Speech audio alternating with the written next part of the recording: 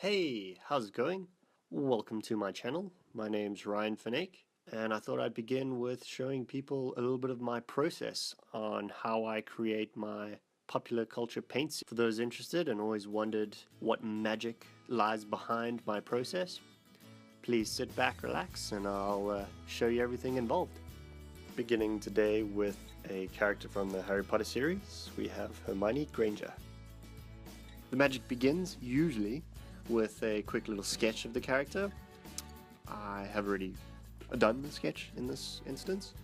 I apply multiply to the drawing layer and drop the opacity so that while I block in the general shapes, I can at least see where on the character I need to build up those shapes. Constantly turning on and off the above drawing layer just to make sure that the shapes that I'm creating are still appealing and still read clearly, because it is generally just a rough sketch, so I kind of try fill in some blanks that I may have not should I say clearly done in the sketch. I slowly work my way through the character, blocking in each new section of color and tone.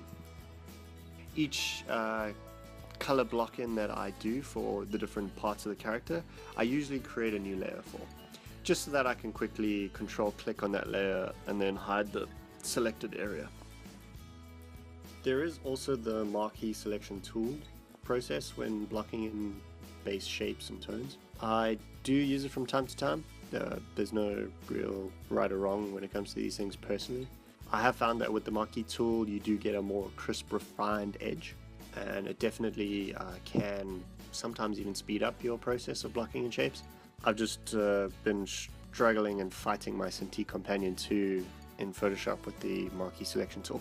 It tends to close its freaking shape before I've even finished blocking it in properly, and I've just found it a waste of time constantly having to try add or subtract to the selection. I just have gotten used to manually blocking in my shapes now. Once I've got all the basic blocked in tones, I then start building in the dark shadowy areas.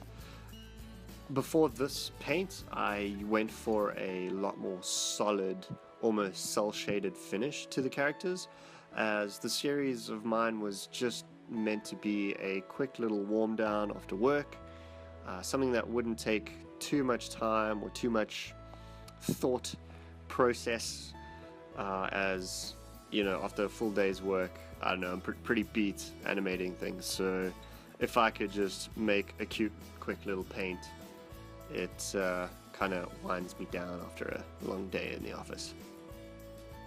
So I didn't want the series of paints that I eventually created to take much time to do. I just wanted, you know, kind of quick results. This time around though, I wanted to evolve the style slightly, just to create something that, I don't know, I felt like I needed to improve upon, but still constrain myself to at least an hour only to create these paintings. If I can find the quickest and clearest way to create an idea, that's usually what I'm trying to do. You'll notice that sometimes I block in a shape just off slightly, but that's where the trusty transform tool comes to aid. I normally just Control T the object or layer and hold in Control and grab the corners and push and pull them around, just to, you know, get it just right before I add any finishing details.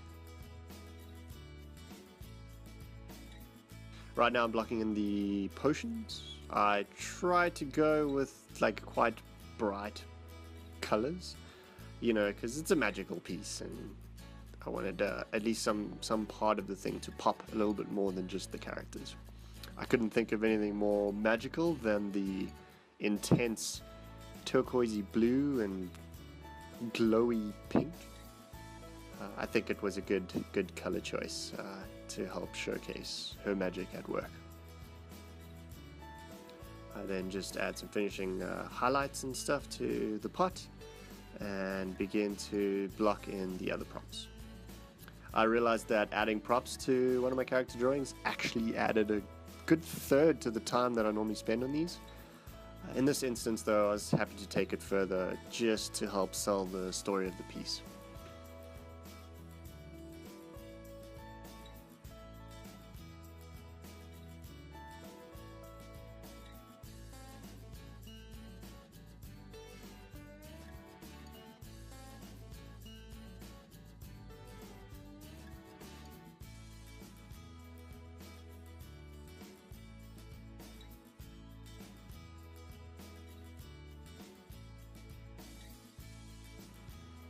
And then scale adjust and put in some last bit of shadows.